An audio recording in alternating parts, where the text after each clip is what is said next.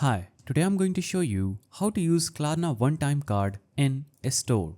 So, in order to do this, first of all, log in or sign up.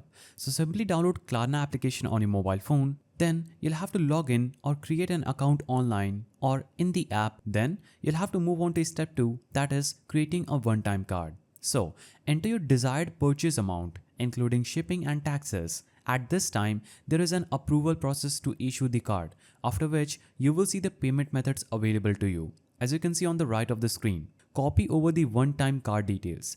Paste the one-time card info at checkout as if it's a new Visa card. Then place your order.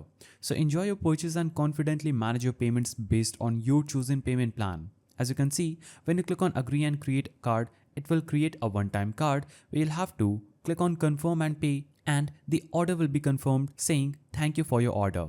So just click on the K icon, click on create one-time card, click on agree and create card, and click on confirm and pay. So basically you'll have to click on the K icon that is at the bottom, and you can easily continue the process. If you found this guide helpful, please don't forget to give it a thumbs up, and thanks for watching.